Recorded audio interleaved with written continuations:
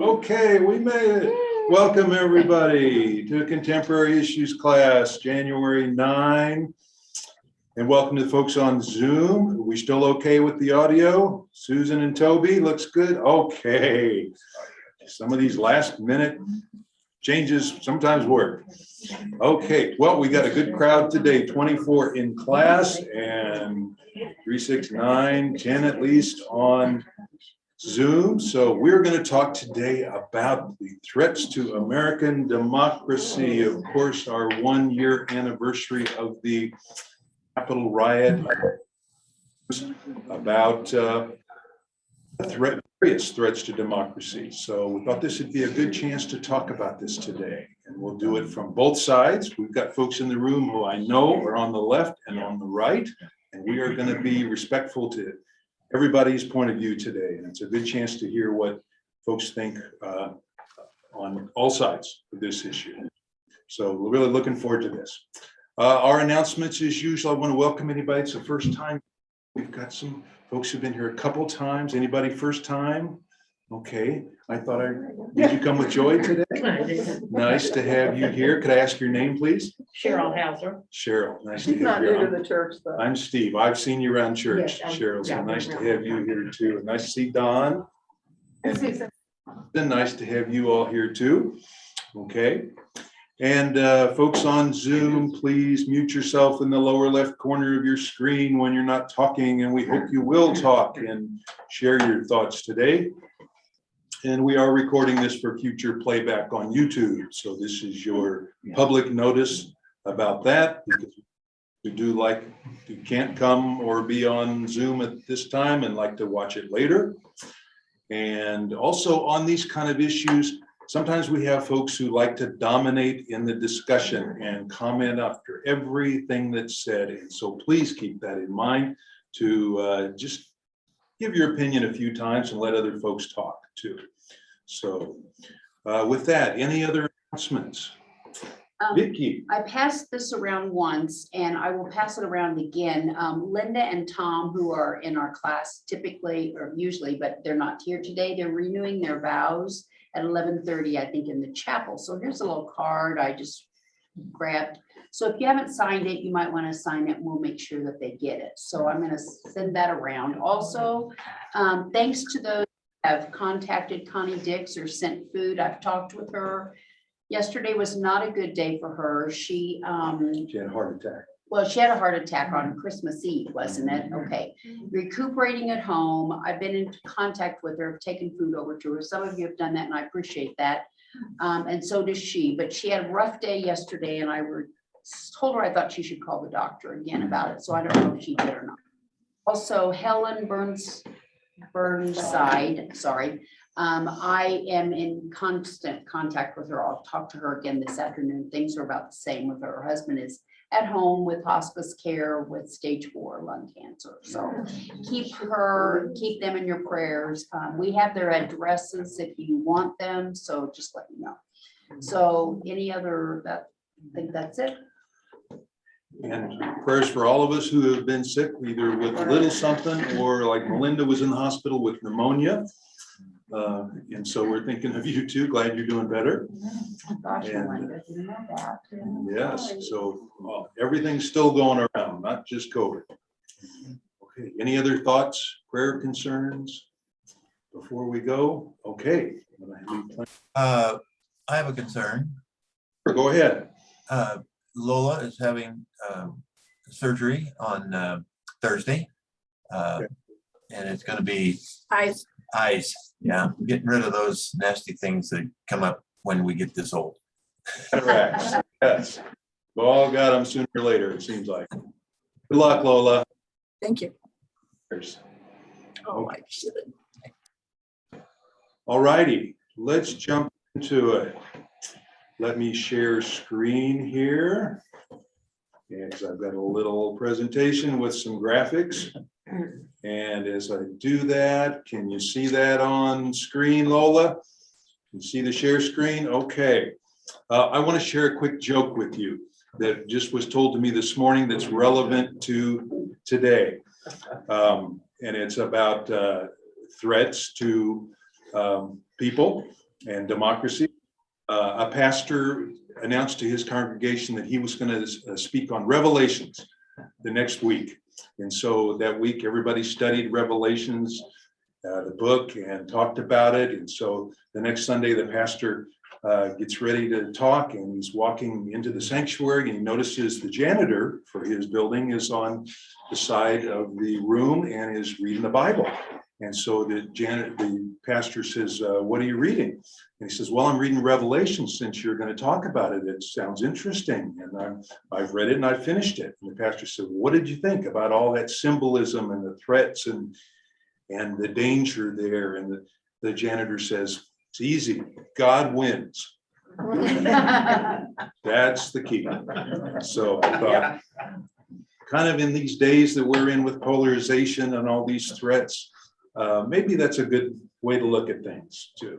So with that, let me jump in. Talking today about the different types of threats, not just the January 6th riot, but different types. And we're going to talk about left and right viewpoints, how bad we really think the threats are, some worldwide examples from Hungary to Latin America and places where democracy has failed, and what can we do?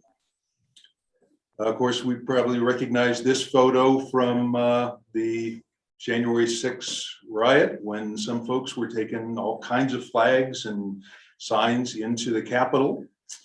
Let me just review, for those who may not remember, a few of the details about that attack that led to this.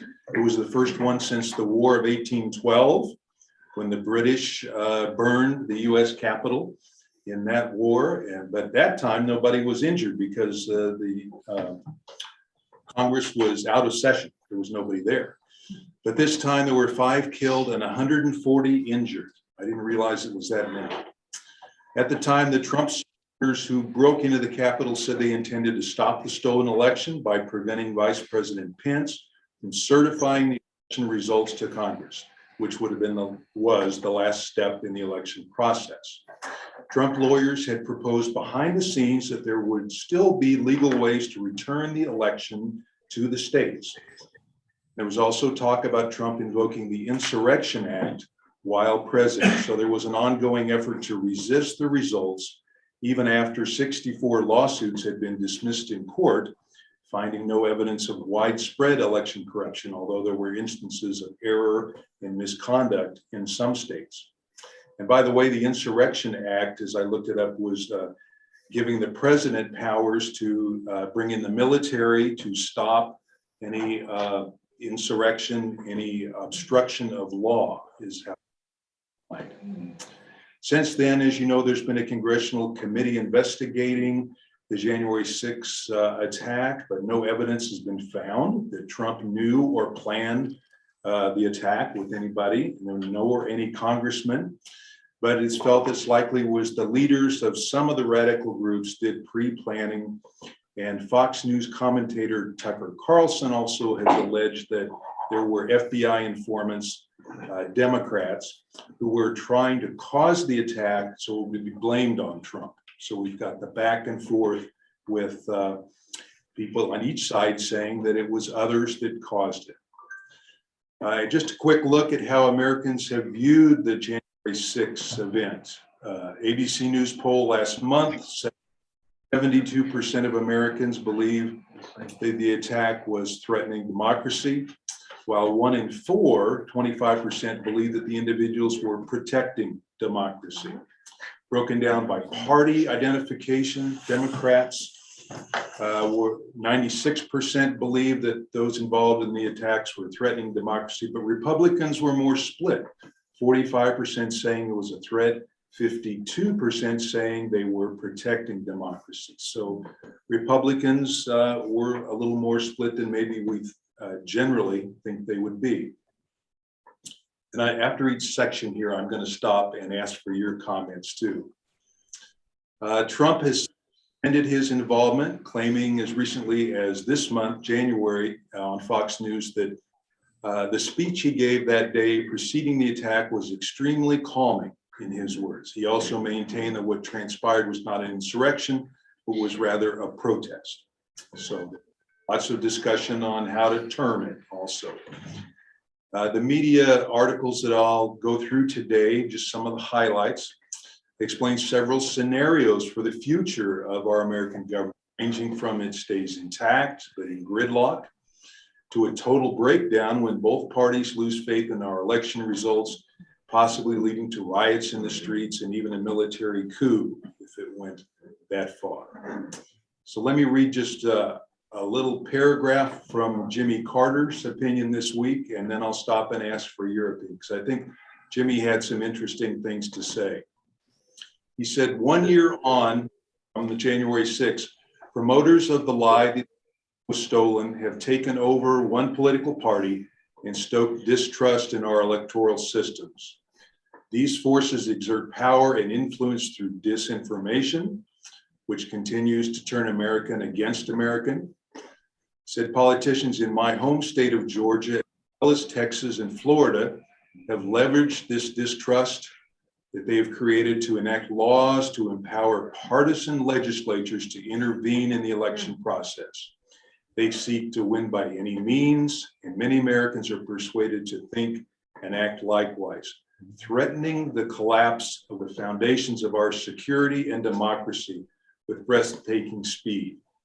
I now fear that we have fought what we have fought so hard to achieve, the right to free, fair elections, unhindered by strongman politicians who seek nothing more than to grow their own power, has become dangerously fragile.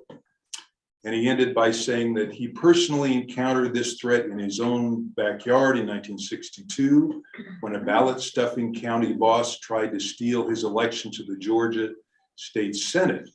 This was in the primary, and Jimmy challenged it in court. Ultimately, a judge invalidated the results of that fraudulent election, and I won the general election.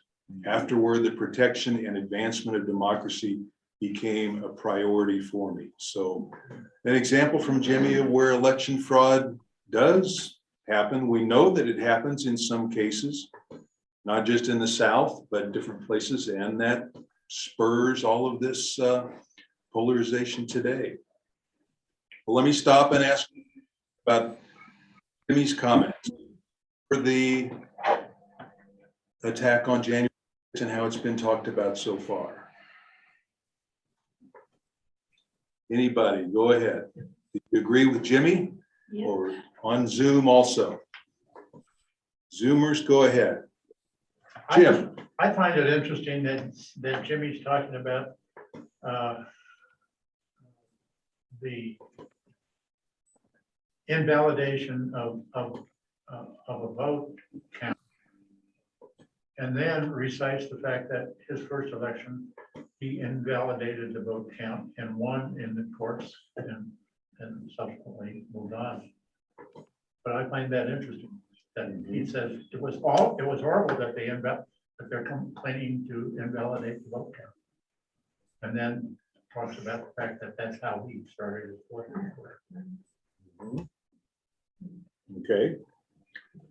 Like you made, I wish the I key could- point you made was that he moved on after the result, and that's where the problem is. We're not moving on after the courts have made their decision and Yeah. investigations have gone nowhere.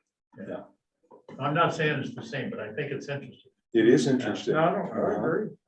I think it's also interesting that most of us progressives, and I count myself a very progressive person, when we hear the terms insurrection and all of these other terms, revolution, oh, they're just horrible, until we preface it with the word American.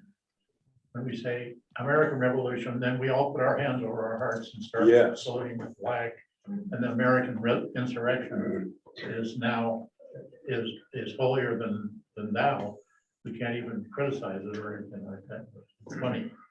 It's funny that we Americans are and we progressives are prone to say that. Prone to say that, yeah. Keith. I wish there was a way we could determine what the facts are and what quote truth is. Yeah, and last year one time in St. Andrew, given by a lawyer saying there is no truth because you have a jury trial and you have 6 witnesses, you have 6 versions of what happened. And they're all the truth and they're all different. But nowadays with social media, they grab stuff and just go stupid with it. And the consuming public have no clue, you know, how many things are based on anonymous sources because they're not authorized to speak. Then why the hell are we listening to them? Like, if they can't say, here's a situation and here's spokespeople that have authority to talk and can glean what really happened, you know, down the line and enforce our laws, what do we got? You know, I look back, not January 6th, but the summer before that in New York and Seattle and Portland and on and on and on, and they let this violence happen. So all the violent people, causers, get the idea that they can do any darn thing they please and they aren't going to be held accountable. That's like, that set a stage, in my opinion, for January 6th to just let them go crazy. I hate to say it, but if the first couple through the gate got shot, I think it would have stopped. But oh no, no, the Capitol Police weren't even ready for it. And everybody in the country knew something was gonna happen. Well, they did kill one lady that came through the window, but that was the only one. But it's like, you let this fester all over the place and then Yeah. we get all bent out of shape about one protest that got out of hand because we somehow in all these big cities have let it go on. You know, they almost burned Portland down. And yet we let it happen. What do we expect? So you're saying that was an example to those Yeah, on and the all right the- that it was okay? Whatever groups there are, and who knows what groups they are.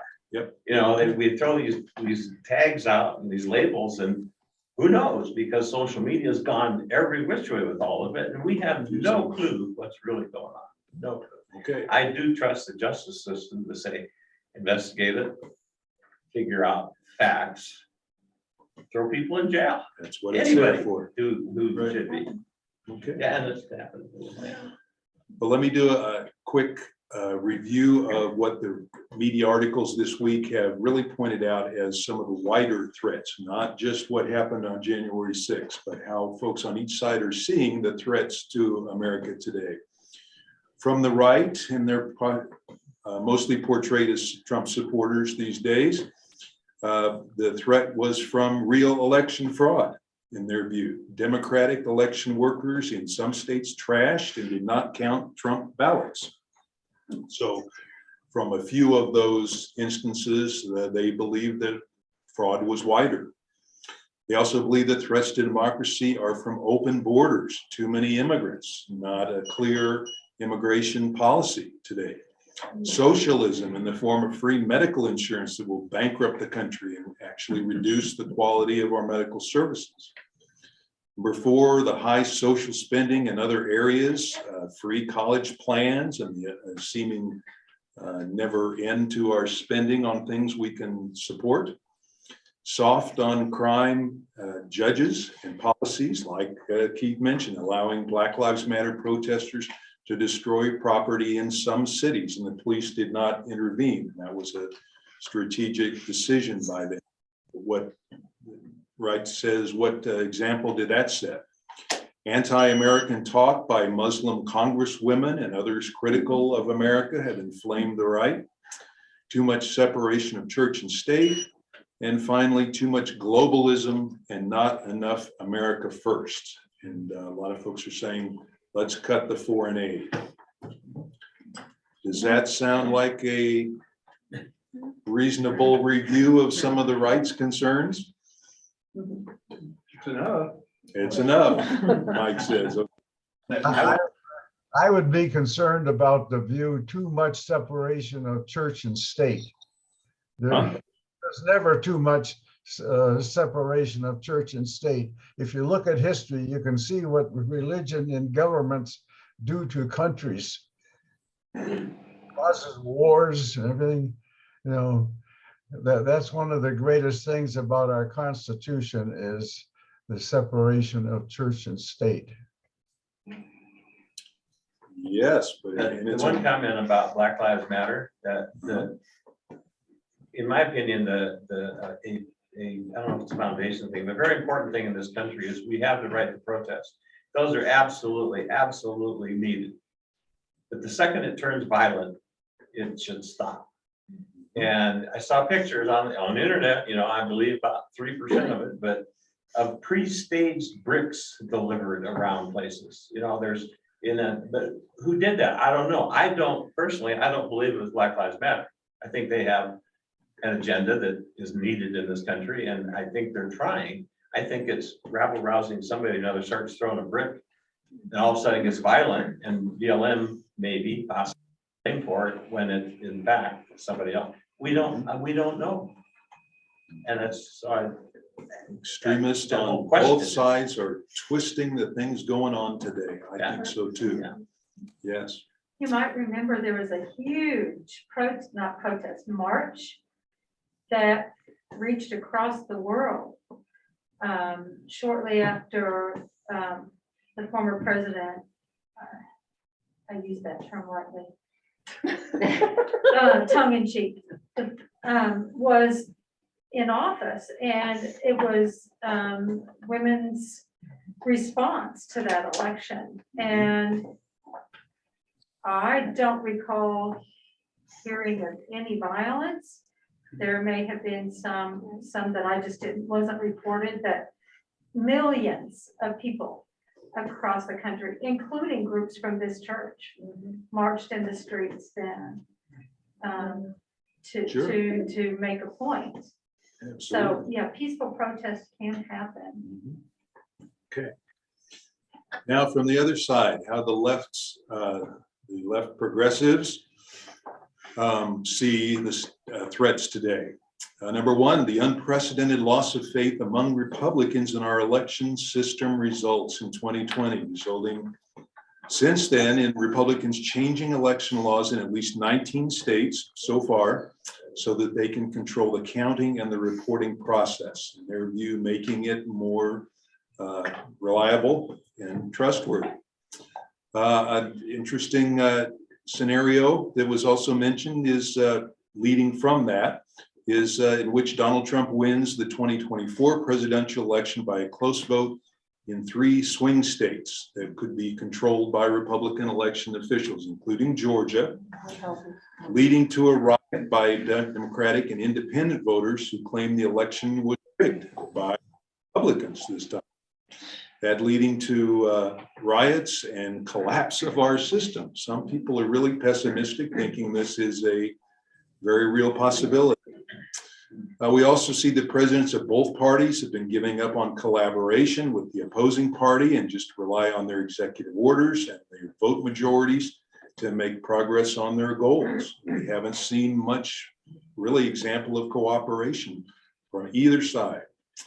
And then, of course, the big one that's kind of behind the scenes too, will our military commanders stay loyal to the Constitution and our system if they thought a social collapse was inevitable? Or would we fall into a third world coup situation where the military participates, even leads?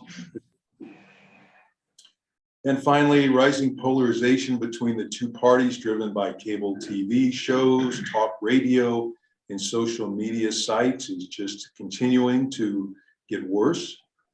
Rising membership in radical groups like neo-Nazis and Proud Boys that we've heard about, who planned at least the kidnapping of one governor and other officials that the FBI has stopped in recent months.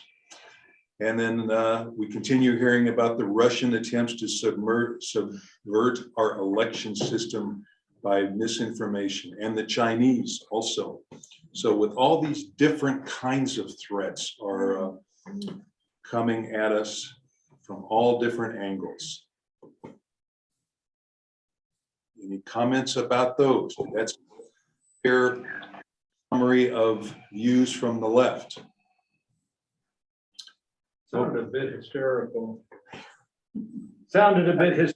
hysterical, too much hysteria, too much I'm not saying it's exaggeration? not grounded in some historical precedent, but Uh-huh. I think the primary difference that we've got between now and say Civil War or something like that was, economic interest on both the left and the right, the larger economic interests of the rich and powerful and well-connected are more integrated domestically and globally than they ever were before, which I think makes it incredibly difficult to go off tribal camps and say, let's burn everything down. Mhm. I think they have a vested interest to pretty much prevent everybody throwing their hands up and let's say, let's burn it down. Yes, yes. Well, there's a lot of folks that are writing books today and are making money off of being very pessimistic, exaggerating the threat. And of course, others are pushing back, saying America is strong enough, we're gonna survive these threats. Of course, Gene. I think what concerns many of us fits into King's and Putin's game plan of where they see the demise of democracies all over the world, the Western world. And also what we're picking up from our Generation X or Z, excuse me, even some millennials, and their pessimism about democracy. It might not be just a bad thing to have an authoritarian, strong ruler and get rid of the dissonance, the discord, and have one voice like China. It'll be a happy family, I'll be happy. I don't know what you're picking up at schools and so forth, but a good deal of pessimism as I talk with some of the family members who've been abroad, and even one recently about Hungary. It's not so bad over in Hungary, actually. Strong man rules and get things done. So, I mean, it's the younger set that I'm particularly concerned about, their lack of faith in democracy that they've grown up and benefited from. These tend to be affluent young people. These tend to be affluent, rock rib, so to speak. So, that's a great concern, particularly with the younger generation. Very good, thank To you. continue with, I see a problem that causes extremism and polarization, and it has to do with radio and TV news. Not too many years ago, both were objective in news reporting, and now they are opinionated. You go to Fox if you want one kind of view, or you go to MSNBC if you want another kind of view. I don't know what can be done about it, but I think news objectively reported serves the public better because they can make their own decisions, not be guided by someone else with very polarized view of things. I don't know what's been done about it unless I'm a strong believer in freedom of the press, but maybe public broadcasting has to be objective. And, unless it's labeled strictly as, an opinionated view of the news. And that's what they used to teach in journalism school. When I went to journalism school, as many of you know, I'm a retired reporter and editor of a newspaper, and they taught us back then to tell both sides and let the reader decide for himself. And I don't know if they still teach that these days. So it's a good question, Jim. Let me mention a couple. Okay, go ahead. Anybody else? Jim. Jim. Yeah. well, I think what has happened as far as the news is concerned is the commercial value has and especially on Fox News led the way, but I don't think that the left has lagged too far behind.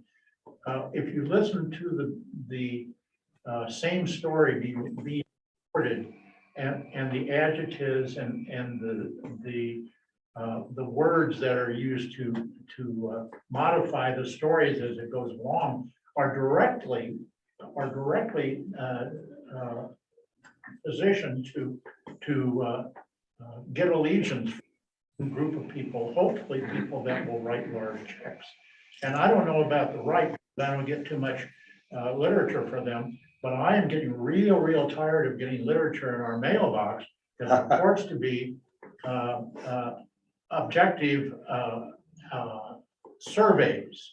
Surveys are really driving me nuts, that they ask these questions that are so slanted, number one. Yeah. And every single one, without exception, always ask for money at the very last. And you know that the questions have absolutely nothing to do with it. It's the last question that is the reason for the thing in your mail. Yeah, and they're using it for their own purpose. Yeah. And they have an outcome in mind they want from the survey, right? It seems to me everything is always about the power and money, period, Yeah, true. period. Okay, Unbelievable. yes. Let me read to you a few comments about the future options that political scientists and historians are saying. This lady, Jennifer McCoy, political scientist at Georgia State, said we're in what she calls now pernicious polarization. She says democracies have a hard time depolarizing once they've reached this level. And said, where do we go from here? Virtually all the experts that this author of this story wrote about said, in the near term, we're in for heightened struggle, even more hotly contested elections in which the legitimacy is doubted by the losing side for every election now. Street demonstrations, continued paralyzed Congress, and even more violence among partisans. In the longer term, a number of these experts see one-party Republican rule really the power going toward the Republicans. The transformation of America into something like Hungary today, an authoritarian system in all but name. Some also looked at countries like Latin America, those in Latin America, where some political systems were modeled on American democracy and have seen their presidencies become elected dictatorships. Another professor with their forthcoming book, How Civil War Starts, said, the warning signs of instability we have identified in other places are now going on our own soil. We see those signs here emerging at a surprisingly fast rate. By civil war, he doesn't mean like the American Civil War, but lower level troubles like in Northern Ireland, where there could be bombings in state capitals perpetrated by white nationalists and violence by armed factions on both the left and the right. So some are calling for that. Let me review a little on this article also. 2022, this year, election problems from Vox.com. An October poll from this company found that 60% of Republicans say they are not confident the votes will be counted properly in this fall's midterms. Republicans have passed laws in 19 states to change the voting procedures or oversight to allow their state legislators to set the rules, expecting, of course, Republicans will have legislative majorities. If Republicans use this power and attempt to influence the tally, they say, such as in Fulton County, Georgia, Democrats will cry foul. They'll think this is clearly an attempt to manipulate election results. This would likely have massive protest in Atlanta, Washington, and other American cities. And some folks say then that they could see that spiraling with pro-Trump militias like the Oath Keepers showing up to counter protest and then street fighting breaking out. So these are some of the scenarios going on today. Here's a picture of the Fox News consultant Tucker Carlson on the left talking with the Hungarian Prime Minister Orban and talking about how he thinks that Orban is an example for America these days. Orban has gerrymandered parliamentary districts and packed the courts in his country. He seized control over national election agencies. which inflamed rural Hungarians. And the propaganda outlets are operating, and they've attacked the country's bastion of liberal cultural power, persecuting a major university, for example, until it was forced to leave the country. There was no single moment when Hungary made the jump from democracy to authoritarianism. The change was subtle and slow, a hollowing out of democracy rather than its extirpation. The fear among democracy experts is the US is sleepwalking down the same path. It's only been intensified by the American right's embrace of Orban, with high-profile figures like Tucker Carlson holding up that regime as a model for America. So I'm going to skip on down to that. What do you think of that? I Is that- agree.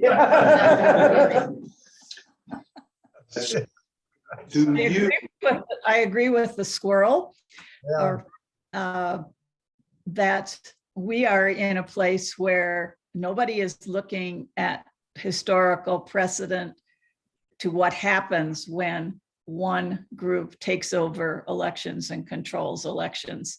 I think we're in for a very long, hard time coming ahead. And that may sound pessimistic, but I fully believe it, looking at the laws that are being made, the discrimination that is only growing in our country. So that's kind of what I think. thank you. Is that Linda? Yes. the very bedrock of it, of all this problem is people consciously or subconsciously are concerned about the colorization of the country. The white supremacists are the extreme end of it. But too many people cannot accept that we are going to be a nation of color, controlled by non-whites. People cannot accept that, and that's the basis of their, as I say, consciously and unconsciously, a lot of their concern. They feel like they're losing control. But concerning democracy, I have to remember what Churchill said. You know, it's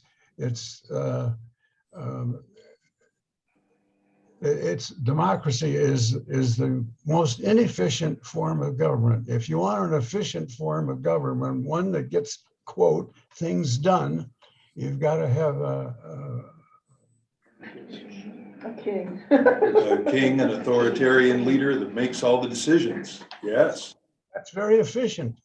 I think what we need, and I wrote this letter and put it out for consideration, is a Constitution Day. The Constitution says the government cannot be changed except by ballot. It can't be overthrown.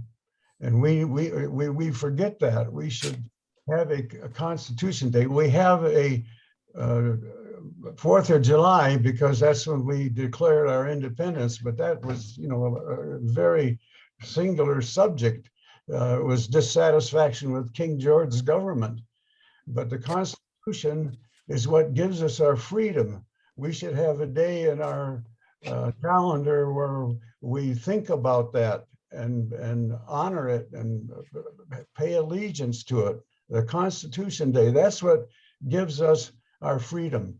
Our Constitution is the first document in the history of the world that gave government accountable to the people rather than the way it had always been, the people accountable to the government.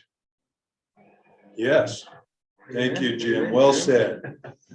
Hey, one other little thing that I read this week that I thought was quite interesting too was you mentioned that we're becoming a minority country, of course, different ethnicities. And there was a poll this week that showed that Hispanics no longer totally vote Democratic. That it said that Hispanics now are polling half as coming in Democrats and half as Republicans. So if the Republicans are worried that all the Hispanic immigrants coming over are going to swing to the Democratic Party. It's not true anymore. So some of these basic assumptions are changing. And it's true with Asians too. And Asians also, Most So- people are swayed by what is right and what is wrong, not by a political view. Yes, right. They are no longer just accepting the old images. Okay, so what can citizens do? My wife said, today, let's don't just talk about the bad stuff. Let's talk about what we are supposed to do. What can we really have any effect on doing? Well, and you may think this doesn't sound like much efficient, powerful change, but CNN story talked to historians and said there's at least 4 things we can do. Number 1 is vote, even in presidential elections. Millions of Americans don't vote in presidential elections, even more in midterms, and even more than that at the local level. If people voted, they would perhaps take up of Congress, break the minorities' hold on power in many places. We went to a house party just this week for David Ortiz, who's coming up for re-election this year. State representative. State representative. So, you know, these things are popping up. Don't ignore them. If you get contacted, get involved. Vote. This is the first step to getting the people you want in your Congress to, you know, vote. Vote for them. Support them with your money. Absolutely. So, you know. Yeah. You know, Number that's- 2. Voting is predicated on counting the votes correctly. Yeah. Here's my concern, you know, we fill out a ballot and we mail it in, that all works. I drop mine off in the lockbox thing. I'm very confident that that gets in. They tell me it gets in and they count it. Immediately it turns into a computer file because they scan it, my little bubble marks, they scan it into a computer file. And this computer adds it all up and here's the winners and here's the losers. How do I know that computer program's accurate? How do I, you know, how many times have you had some electronic thing that you have screw up and wreck something, or it doesn't work, or oh God, I lost the file. Oh no. Those are computers, folks. It's a There's valid- no way to know if it's accurate unless there's call it bipartisan, call it middle of the road, call it whatever, some kind of commission that oversees it and does actually audits the process. And there's no computer upgrade done after, you know, they figure out that it's doing it accurately.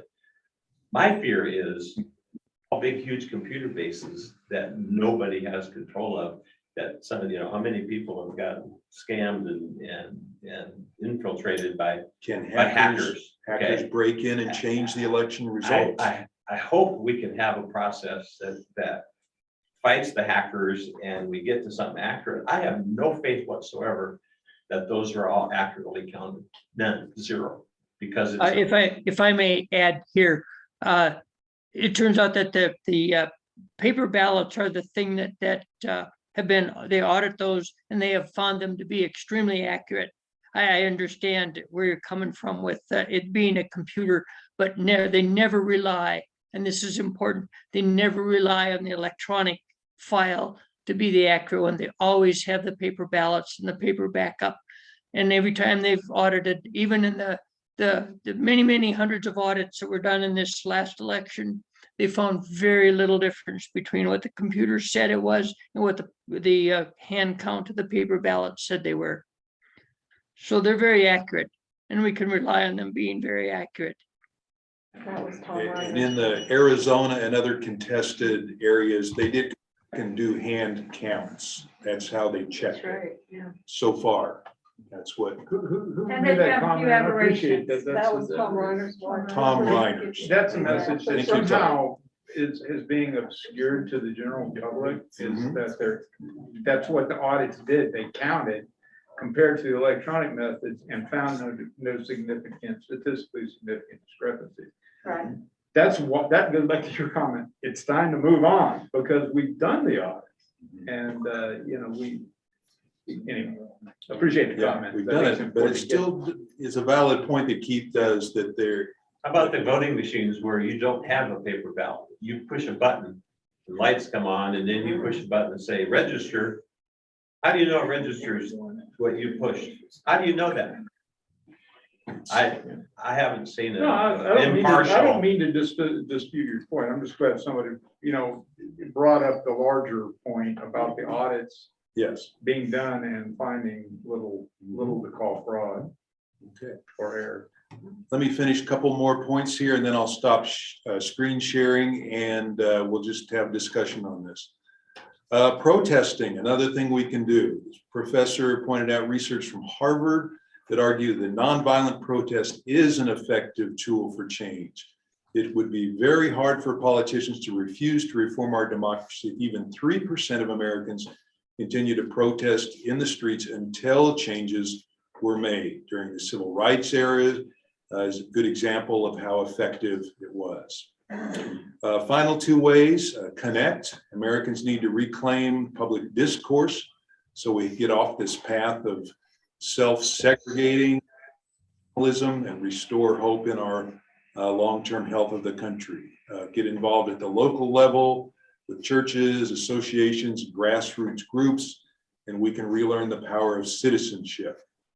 And finally, get engaged. There are plenty of activist groups looking to bring more Americans into the political process. Represent Us is a group that vows to fight corruption at the federal and local levels. It's pushing for voting standards. The Democrats are trying to figure out how to pass through the Senate. So those are some examples. And with that, I'm going to stop sharing and bring up our Zoomers.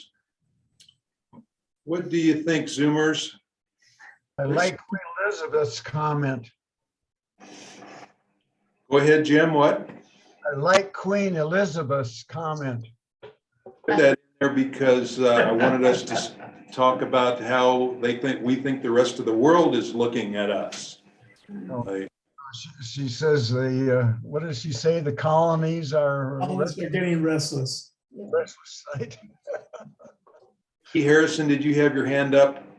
I did. I think it's interesting to see that the things that are being reinforced over and over about what side is saying what is only perpetuating this whole division.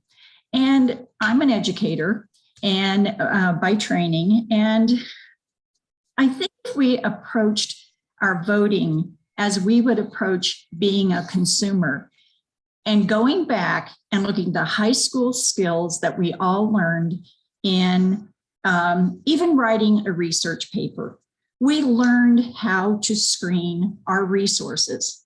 So just stepping out of this whole political mess, in my opinion, is that how do we make decisions on anything, whether it's buying a car? How do we do our research? And I decided to vote or to register as an independent. I have never voted a straight ticket in my life, but it requires a lot more work. We have a lot of discussions about who we're going to vote for. We've all seen really good Republicans be voted out of office and replaced by a Democrat that, that really kind of was an amateur.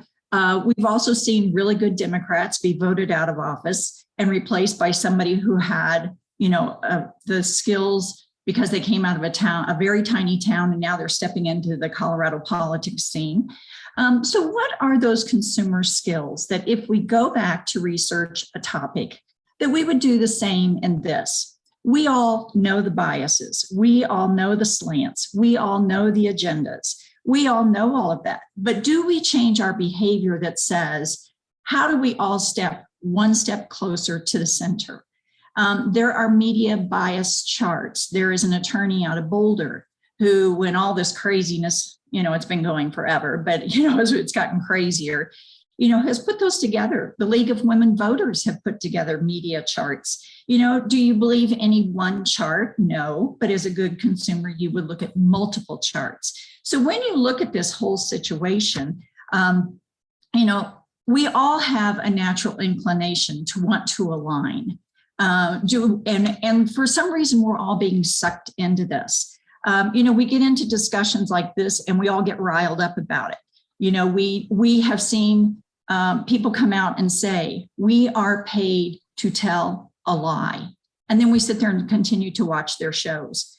I think that I'm concerned that there is so much pressure on people to vote and to do that, to vote. There's not pressure on people to become informed voters.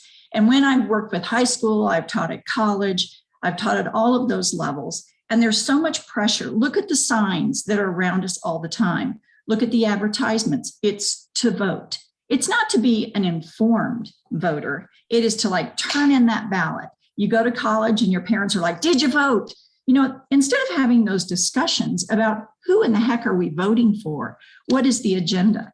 I have a friend that ran for office in Arizona, and she said that the people complain about their education systems. They complain about agendas, different issues that they care about, but they don't change how they vote. They just align with a party and they keep voting over and over, and then they keep getting the same outcome, and they're not seeing how do we change that. Too, there are more independents registered in Colorado now than there are either Republicans or Democrats. Yeah, and what's interesting about being an independent is that you do get stuff from both sides. And like someone was saying, you get the Democratic surveys. There's an agenda. You get the Republican surveys. There's an agenda. I just drop them in my shredder, and then yes, they do ask for money at the end. Well, delete in my mind. Okay. But I think as voters, we need to become savvy as we have with becoming consumers. So I would encourage everyone to pull up media bias charts, look at a variety of them, be a good consumer of that. I'm just stepping out of the political scene. I'm not going to have an ulcer over what's going on. I'm certainly going to vote. I'm certainly going to try to be educated in all of that. But, we were talking about tech errors. There are human errors. There are technology errors. Everything that has been challenged, there's not one place that it's come back that there was fraud in the election. And so when you put up that chart on this is the Republicans' cry, okay, there's no proof of that. So why is it even really, that's frustrating to me that we keep hearing this over and over and over. And there's no proof of any of this. So why do we all continue to talk about this? I do believe there's tech error. I was in the banking industry. There were at one time, there are multiple cross checks. I cannot believe that our voting systems do not have multiple cross checks in all of that. So anyway, I just think we have to be really good, use our consumer skills. We have to use our research skills. We have to be really careful about aligning with agendas.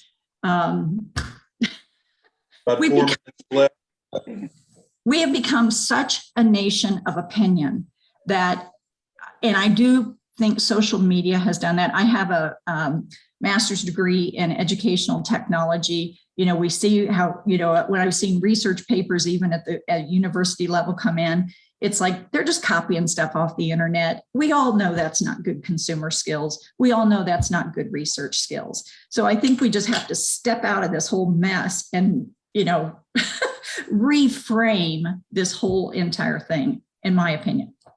Thank you, Peggy. So. People have their hands up. Susan Sutton, did you have your hand up? Go ahead if you want to make a comment. Oh, I inadvertently hit the hand raise thing. So no, I don't have a comment. Sorry. Nobody wants to follow her. Nobody wants to follow all those good comments by Peggy. Okay, who else had your hand up?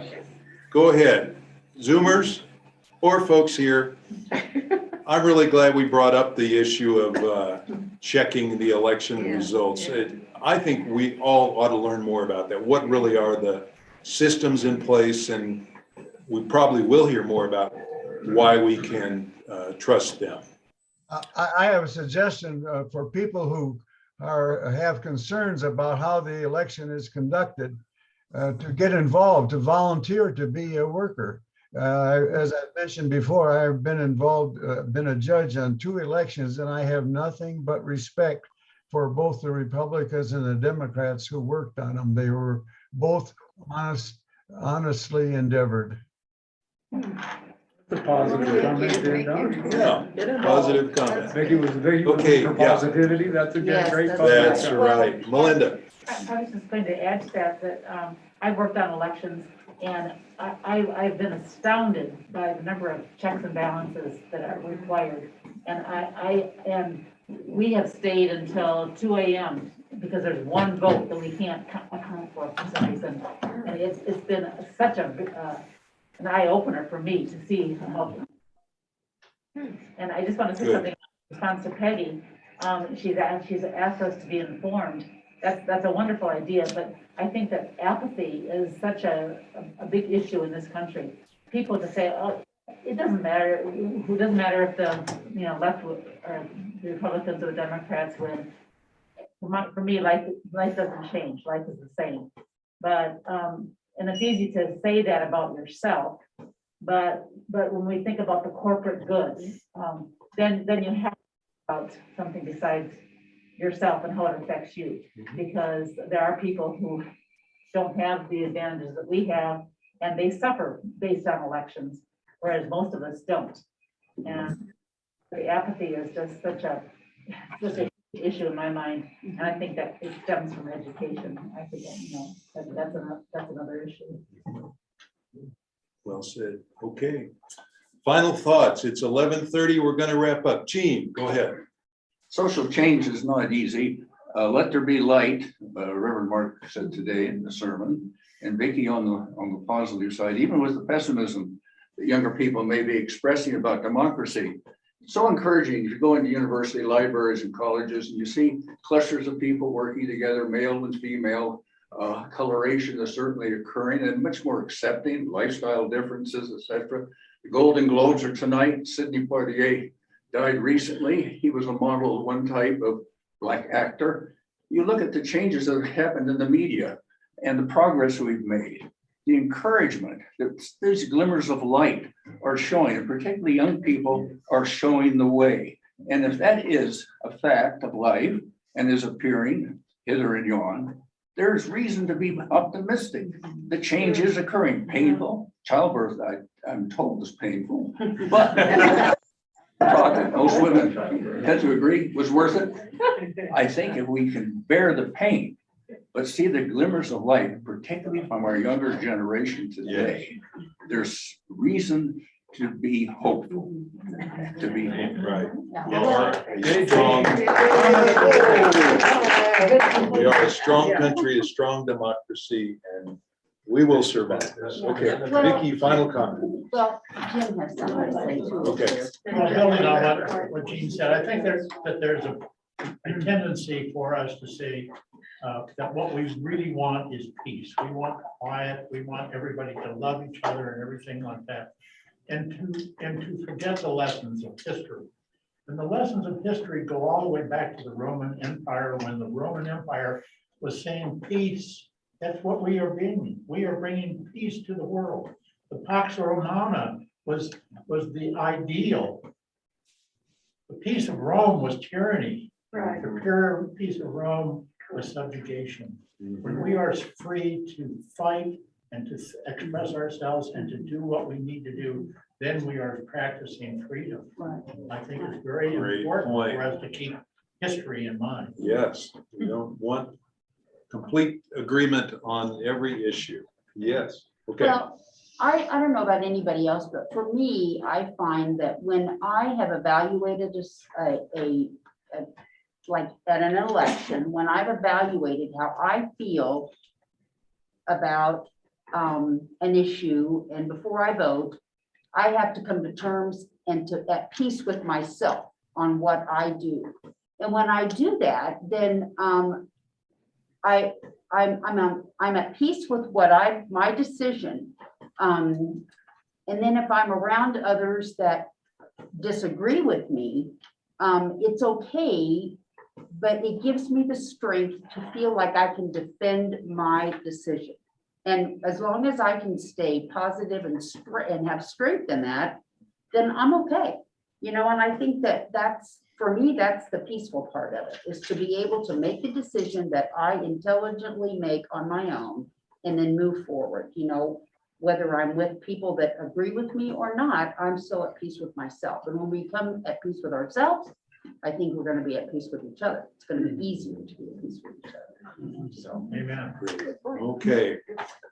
Very good. Thank you, everyone, for joining us. Thank you, Lord, for giving us the freedom to have this kind of discussion in our great country. Okay. Yeah. Yes, Vicki? Well, Marilyn brought this in today and I looked at it a little bit. I think it's a real good resource, talking with God in old age. Whether it be for us or whether it be for those that we love, just kind of keep that in mind. It's really a good resource. Talking to God in old age. Good book.